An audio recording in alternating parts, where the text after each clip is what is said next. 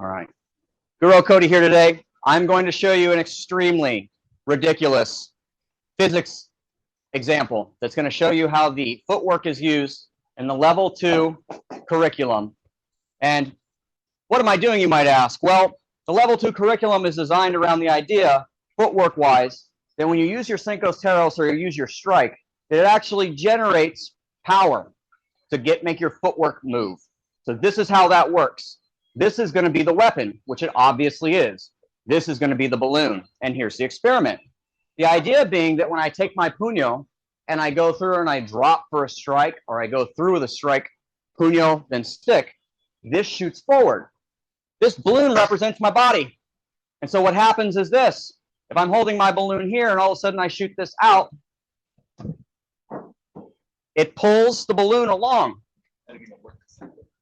So I'm going to go slow for you. I'll do it nice and slow. This is our Bill Nye the Science Guy experiment. This moves. When it moves, it pulls this along. What that translates to is anytime your puño moves, once you lift your leg up a little bit, it carries you farther. What it also translates to in the same way is if I go this way, boom, and take it like that, when my weapon comes back on the strike, that same thing happens. My body is here, my puño goes here, and it pulls me backwards. And so we have this relationship here of strike, pull, weapon, feet, weapon, feet. And that's how this works, left and right. It also works this way up. So if I'm in this position like this, and the blade goes up, it will pull this off the ground. If I'm in the air and I want to land, I can shoot my weapon down first with my strike, and the balloon will follow. Practical examples. Level 2 Cincos Terros. 1, 2, 3, 4, 5.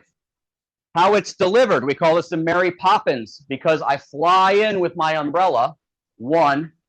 Okay, so when I want to move with this first, instead of just jumping and throwing the strike or throwing the number 1 strike, I use the puño the same way that this goes, like the umbrella, and it will pull my body, like so. When I want to go backwards, I let it drop, and that allows me to move that way. So this, in effect, creates footwork from being able to move the puño, then the stick, then the stick. So any of these on the level 2 function like this. If I throw a redondo, it gives me a little jump. If I want to throw my puño and then my stick to get a lob tick or a wee tick, it pulls, then it strikes.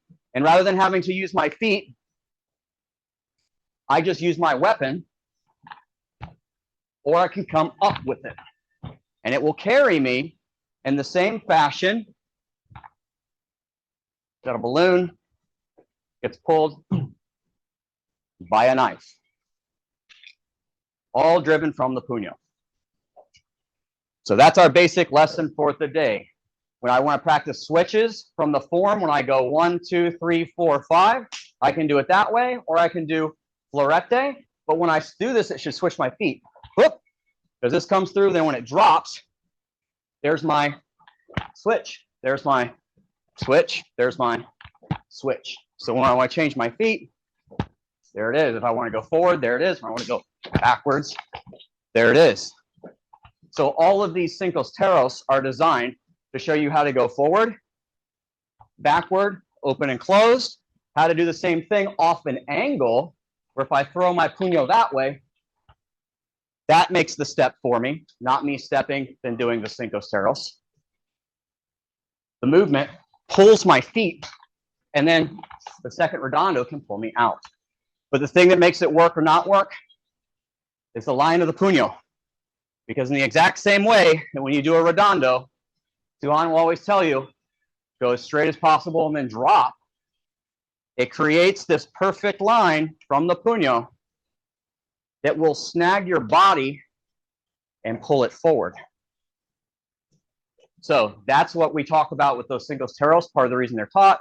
That's what we refer to as a Mary Poppins footwork or the liftoff footwork. At level 2, you no longer have to step and strike. You just keep striking. If you want to go backwards, you can go backwards. If you want to go forwards, you can keep riding it.